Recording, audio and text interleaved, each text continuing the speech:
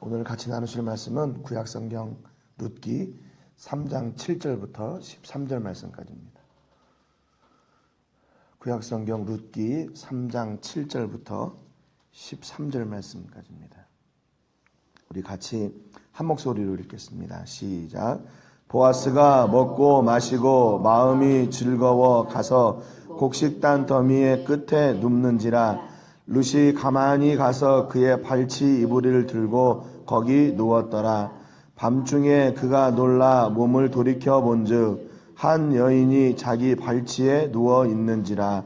이르되 네가 누구냐 하니 대답하되 나는 당신의 여종 룻이오니 당신의 옷자락을 펴 당신의 여종을 덮으소서. 이는 당신이 기업을 물을 자가 됨이니이다 하니 그가 이르되 내 딸아 여호와께서 내게 복 주시기를 원하노라. 내가 가난하건 부하건 젊은 자를 따르지 아니하였으니 내가 베푼 인애가 처음보다 나중이 더하도다.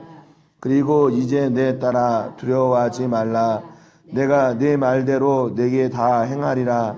네가 현숙한 여자인 줄을 나의 성읍 백성이 다 아느니라. 참으로 나는 기업을 물을 자이나 기업 물을 자로서 나보다 더 가까운 사람이 있으니 이 밤에 여기서 머무르라. 아침에 그가 기업 물을 자의 책임을 내게 이행하려 하면 좋으니 그가 그 기업 물을 자의 책임을 행할 것이니라. 만일 그가 기업 물을 자의 책임을 내게 이행하기를 기뻐하지 아니하면 여호와께서 살아계심을 두고 맹세하노니 내가 기업 물을 자의 책임을 내게 이행하리라. 아침까지 누워 있을지니라 하는지라. 아멘. 우리가 어제 말씀을 통해서 인간적으로 자기 그 며느리 룻에게 아무것도 해줄 수 없었던 그 나오미가 어떻게 하면 이런 상황을 좀 잘 이겨낼 수 있을까? 그렇게 하나님의 때를 기다리다가 드디어 하나님의 때가 왔구나라는 것을 알게 되죠. 그것은 무엇 때문인가? 바로 믿음 때문이다 그랬습니다. 왜냐하면 하나님께로 향하고 있고 하나님께로 향하는 그 믿음을 통해서 하나님의 마음을 알게 되고 그래서 하나님이 언제 말씀하시는지를 이제 알기 때문에 바로 그때가 하나님의 기업을 이어가야 되는 때인 것을 이제 나오미가 알게 되고 룻에게 어떻게 하라고 이제 이야기를 해줬죠. 그랬더니 룻도 어머니가 명령한 대로 내가 그대로 다 시행하겠습니다 고백하고 실제로 그렇게 나갑니다. 그래서 그날 밤에 그랬던 것 같아요. 오늘 7절에 보니까 보아스가 먹고 마시고 마음이 즐거워 가서 그랬거든요. 그러니까 이제 그 곡식 타작 마당 하는 곳에 이제 룻이 나가서 지켜 있었던 것 같아요. 그래서 이제 보아스가 가서 그냥 누웠어요. 이때 이제 되게 곡식 터는 마당을 이렇게 보면 둥그런 원형으로 약 한 지름이 15m 정도 되는 그런 둥그런 원형을 두고 거기에서 일을 했대요. 그래서 이런 일을 했던 자리가 여러 개가 이렇게 있었답니다. 그래서 되게 이제 곡식단을 다 털고 나서 이렇게 더미를 만들어 놓으면 혹시 누가 훔쳐갈까봐 거기에 이제 일하는 사람들이나 주인들이 되게 이렇게 잠을 자는데 대부분 자기 집에서 믿을 만한 일꾼들이 그 밖에서 잠을 잤다고 그래요. 그럼 왜냐하면 또 짜고 이렇게 다 훔쳐갈 수가 있으니까. 근데 대부분은 이렇게 주인이 나가서 잠을 자는 경우는 그렇게 이렇게 뭐 자주 흔한 일이 아니라고 그럽니다. 그러니까 지금 보아스가 여지껏 이렇게 그 자기 일꾼들을 대하는 모습들을 보면 이 사람은 이러고도 남겠다 하는 게 이제 추측이 되는 거죠. 왜냐하면 그 사람은 자기 일꾼들에게 굉장히 관심이 많은 사람이었어요. 그래서 자기 집에 이방 여자 룻이 왔을 때도 그걸 딱 보고 야, 저 사람은 어떤 사람이냐 그랬더니 일꾼이 거기 사환이 저 사람은 이런 사람이고 이렇게 합니다. 그랬더니 그 일을 배려해주고 함께 해주고 하는 것을 보면 아무래도 오늘 그 보아스가 자기 집에 들어가 자지 않고 그 곡식단 그 끝에 이렇게 눕는 이유가 자기가 아니면 또 다른 사람이 해야 되니까 아마 매일은 못했겠죠. 그래서 이제 그 나오미도 룻에게 야, 오늘 그가 눕는 곳을 잘 봐라. 그렇게 4절에 이야기하잖아요. 그러니까 집에 가서 잘 수도 있고 곡식단에서 잘 수도 있고 아니면 뭐 거기 장막 가운데 잘 수도 있고 그러니까 그것을 잘 보라고 했던 이유였을 겁니다. 그러니까 그 보아스가 늘 곡식단 더미에 하지는 않았지만 그래도 자기의 일꾼들을 그만큼 생각하는 사람이었어요. 어떻게 보면 지금 이 시대에 뭐 그 리더, 지도자 그런 모습하고는 조금 뭐라고 해야 되나요? 뭐 지도자가 꼭 저래야 돼? 뭐 이런 생각을 가질 수도 있죠. 어떤 격식을 뛰어넘고 지도자 정도 되면 좀 뭐 그런 거 있잖아요. 쉽게 얘기하면 자기의 어떤 지위가 있으니까 그런 아랫사람들하고는 같이 하면 안 되고 또 뭐 아랫사람들이 자는 그런 데 가서 자면 안 되고 자기들은 좀 이렇게 뭐 구별된 곳에 자야 되고 하는 뭐 그런 거 있잖아요. 격식, 형식. 그런데 지금은 그렇지만 이 보아스는 그렇지 않았어요. 남들이 뭐 어떻게 생각하든지 간에 그들과 함께 먹고 그들과 함께 생활하고 또 그들의 그런 생활 가운데 함께 거하는 그런 사람이었다는 겁니다. 그러니까 이거 하나만을 봐도 보아스가 어떤 사람인지를 우리가 알 수 있게 되죠. 8절에 보니까 그 뒤에 룻이 가만히 7절 하반절에 룻이 가만히 가서 그의 발치 이불을 들고 거기 누웠더라 그랬습니다. 그러니까 룻이 딱 보니까 보아스가 곡식단 그 끝에 가서 딱 누우니까 이제 기다린 거죠. 잠들기를 기다린 거예요. 기다리고 있다가 잘 차려입고 그의 발치 그 발끝에 이불을 가서 살짝 덮고 있었던 거예요.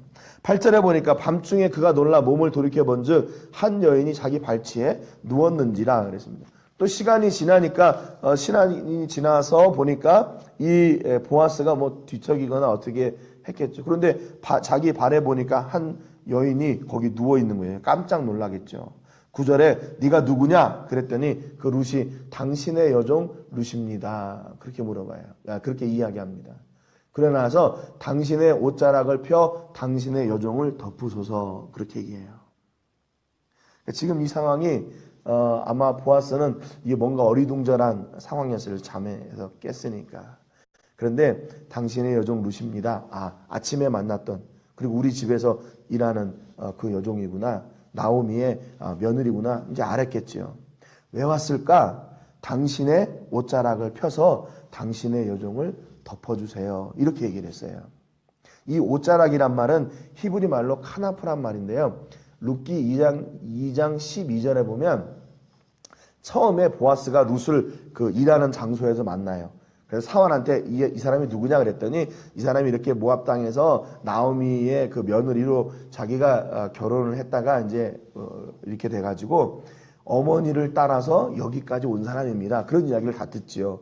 그랬더니 그때 여호와께서 네가 행한 일을 보답하시기를 원하며 이스라엘의 하나님 여호와께서 그의 날개 아래에 보호를 받으러 온 내게 온전한 상 주시기를 원한다. 이게 보아스가 룻에게 했던 축복이거든요. 근데 여기에 보면 여호와의 날개 아래 그러면 날개라는 말이 바로 이 카나프란 말이에요. 그러니까 이게 옷자락이란 말도 되고 날개란 말도 돼요. 그러니까 옷자락으로는 덮다, 날개로 이렇게 보호한다 그 말이거든요.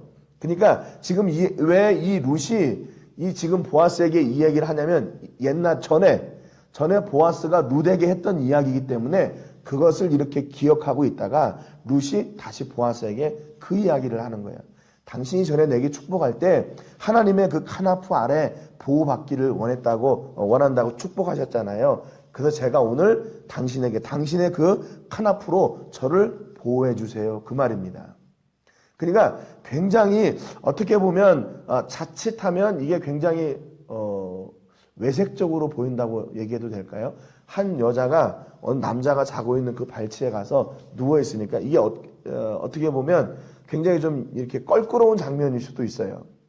그렇지 않겠어요? 그런데 이 장면을요, 이 룻이 정말로 지혜롭게 잘 넘어가요. 왜냐하면 보아스가 전에 자기에게 했던 이야기를 그렇게 다시 함으로 인해서 내가 여기에 온 이유가 무엇인지를 알려주는 거거든요. 다른 게 아니라 당신이 나를 보호해 주시고 하나님께서 말씀하신 그 고엘의 제도, 자기 친족 가운데 그렇게 연약한 자들이 있을 때 돕는 그 은혜 받기를 내가 원합니다. 그렇게 이야기를 한 거예요. 이게 뭐 당신하고 결혼합시다 물론 그런 의미들도 있지만 그거보다 이 룻은 지금 보아스에게 자기 시어머니 나오미가 얘기했던 그 보호받는 그 일을 지금 부탁하고 있다는 겁니다. 그러니까 어느 뭐 주석 같은데 보니까 뭐 그렇게 아주 그냥 단도직입적으로 룻이 난 당신하고 뭐 자고 싶습니다. 아니면 결혼하고 싶습니다. 얘기를 이렇게 돌려서 얘기했다 그러는데 그런 게 아니에요.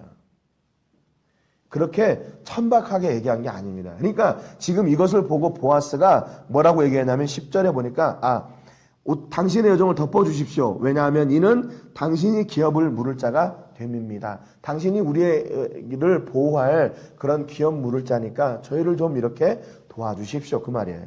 그랬더니 10절에 그가 이르되 내 딸아 여호와께서 네게 복 주시기를 원한다 그랬습니다. 그러니까 이 보아스가 그 룻이 하는 그 이야기를 듣고 그 이야기가 무슨 이야기인지 알았어요. 그러니까 지금 이 룻이 얼마나 지혜로운지를 알게 되는 거죠. 당신이 지금 자기에게 했던 이야기를 가지고 다시 이야기를 하니까 보아스가 그 카나프의 의미가 뭐구나. 지금 얘가 왜 여기 와서 나에게 당신의 카나프로 나를 덮어주십시오 하는 그 이야기를 하는지를 알게 되는 겁니다. 그 뒤에 보니까 네가 가난하건 부하건 젊은 자를 따르지 아니하였으니 네가 베푼 인애가 처음보다 나중이 더하도다 그랬습니다. 뭐라고 얘기했냐면 네가 젊은 자를 따르지 않았다 그랬어요. 왜냐하면 시어머니가 그랬잖아요. 너 이제 우리 아들들이 다 죽었으니까 이제 너 여기 이방 땅에 있어도 돼. 너 고향에 있어도 돼. 내가 혼자 내려갈게. 그렇게 얘기했잖아요. 그때 그 자기 동서는 갔잖아요. 그냥 갔어요. 자기 신들을 따라 갔어요. 그런데 룻은 끝까지 어머니의 하나님이 나의 하나님이 되고 어머니의 백성이 나의 백성이 될 겁니다.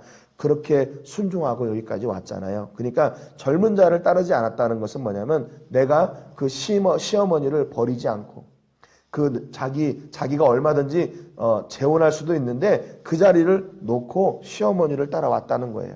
그래서 네가 베푼 인애가 처음보다 나중이 더다. 그러니까 네가 끝까지 네 시어머니를 그렇게 네가 봉양하려고 하고 그 어머니 편에 서려고 하는구나.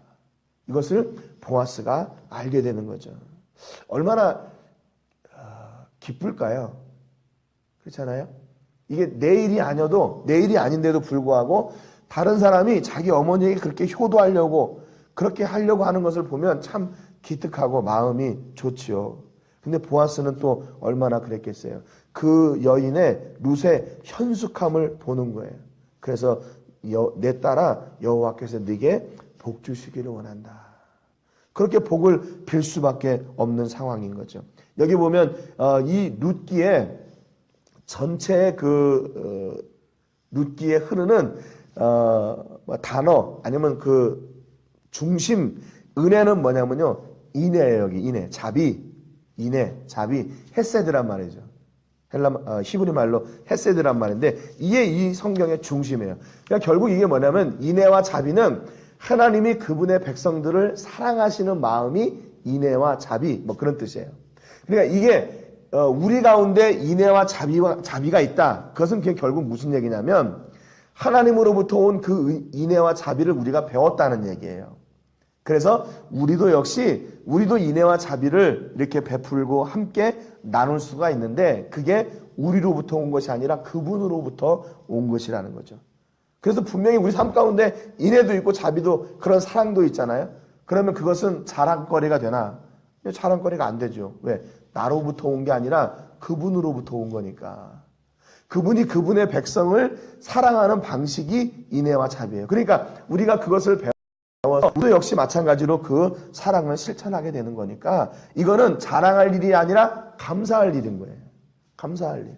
하나님 내게도 그 은혜와 자비를 주셔서 내가 하나님의 백성들을 이렇게 사랑할 수 있도록 도와주셔서 감사합니다. 사랑할 수 있는 마음 주셔서 감사합니다. 오히려 감사하고 오히려 더 겸손해야 될 일인데 사람들은 자기가 이 인애와 자비를 실천한다고 해서 이로 말미암아 자기가 뭔가를 이렇게 얻으려고 하죠. 그것을 자기가 이렇게 딱 취해가지고 자기의 자랑거리로 만들려고 해요. 이건 자랑거리가 아니에요. 감사할 거리예요. 감사할 거리. 그러니까 그것을 본 보아스와 룻이 정말 그 안에 하나님의 사랑과 자비가 동시에 같이 흘러내려가고 있는 거죠. 11절에 보니까 두 번째로 이야기합니다. 내 딸아 두려워하지 말라. 첫 번째는 내 딸아 너를 축복한다. 그리고 두 번째로 내 딸아 두려워하지 마라. 이게 무슨 얘기냐면 걱정하지 마라 그 말이에요. 쉽게 얘기하면 걱정하지 마라. 내가 네 말대로 내게 다 행하리라. 네가 현숙한 여자인 줄을 나의 성읍 백성이 다 아느니라 그랬어요. 그러니까 참 이 여자가 참 중요해요. 여자가 참 중요해요. 이 룻을 통해서 나오미의 기업이 다시 세워지잖아요. 근데 그게 나오미의 기업이 세워지는 게 아니라 하나님의 기업이 세워지는 거고 예수님의 족보가 새롭게 이어져 내려가게 되는 계기가 되는 거예요. 이게 놀라운 일인 거예요. 이게 놀라운 일이에요. 현숙한 여인을 통해서 하나님께서 그 일을 이루시는 겁니다. 예? 그러니까 그 현숙한 여인의 모습이 어떻게 돼요? 백성들에게 다 드러났어요. 백성들에게 다 드러났어요. 현숙이라는 것은 내 안에 있는 그 지혜, 내 안에 있는 그 사랑 이런 게 겉으로 드러나게 되는 거잖아요. 근데 이것도 역시 마찬가지로 하나님께서 주신 거죠. 그러니까 룻이 내가 가지고 있는 현숙함을 드러내야지 그래서 이게 된 게 아니잖아요. 그래서 그 룻의 현숙함이 백성들 가운데 다 이렇게 퍼져났어요. 그런데 어떻게 보아스는 그 현숙함을 볼 수 있었을까? 어떻게 볼 수 있었을까요?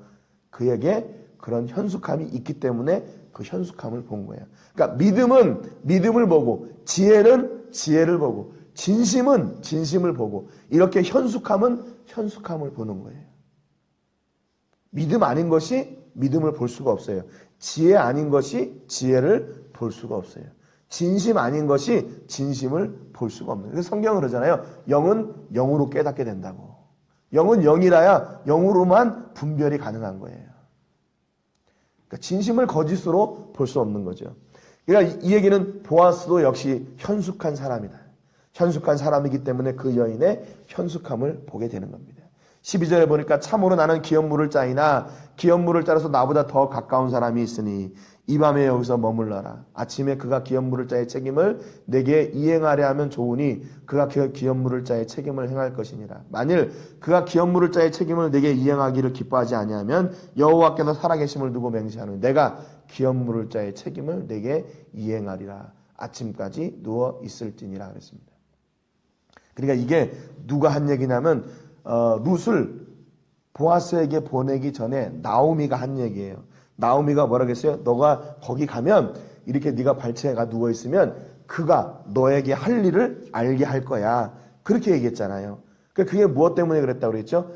나오미가 보아스가 가지고 있는 믿음을 알았기 때문에 그렇게 믿었어요.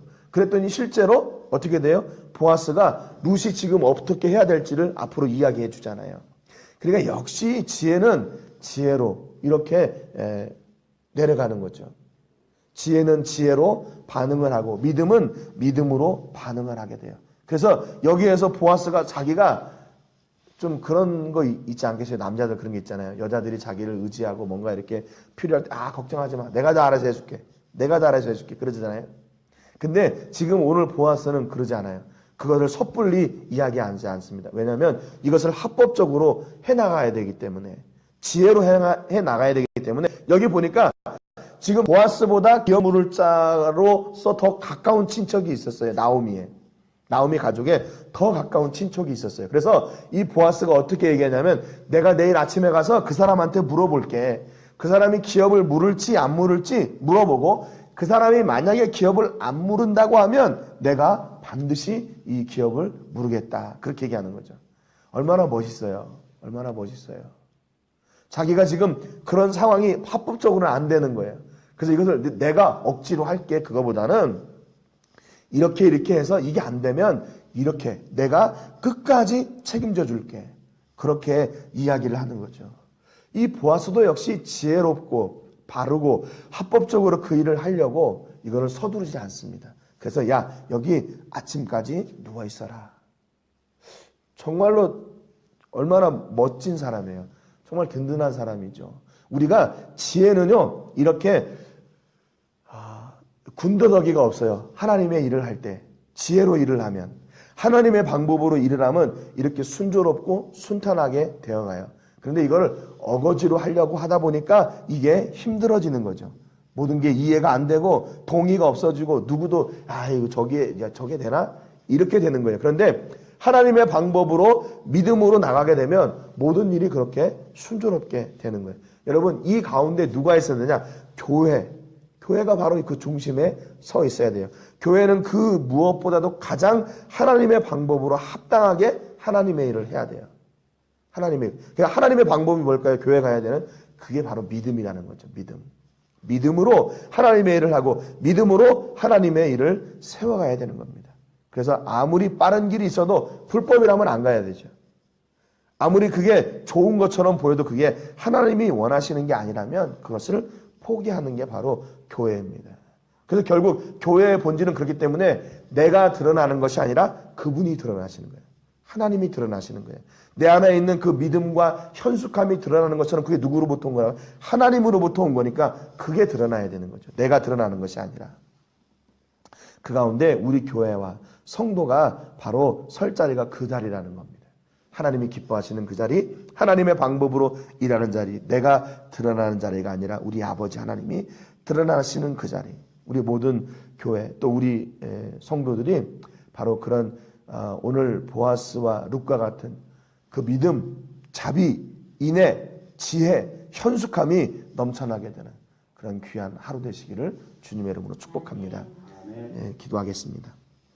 오늘 기도하실 때 믿음으로 보고 나갈 때 믿음으로 이루어지는 역사가 우리에게 있게 해주시기를 위해서 또 우리의 믿음과 자비와 인애의 삶을 통해 하나님만 드러나게 해주시기를 위해서 또 무엇을 하든지 정당하고 바르게 하나님의 방법으로 하게 해주시기를 위해서 이렇게 기도하시기 바랍니다. 제가 먼저 기도하겠습니다. 하나님 아버지 감사드립니다.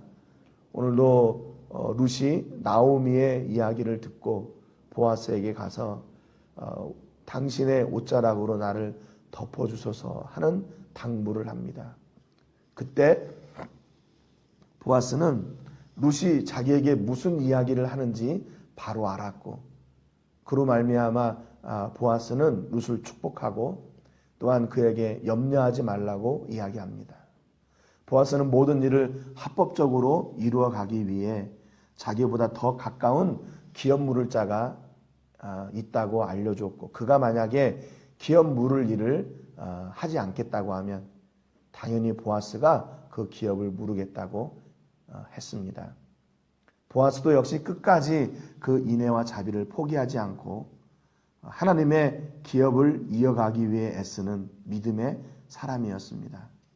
룻도 하나님의 말씀을 순종하고 하나님의 때를 기다리며 그 일을 이루기 위해 순종의 현장에 서 있는 그런 현숙한 여인이었습니다.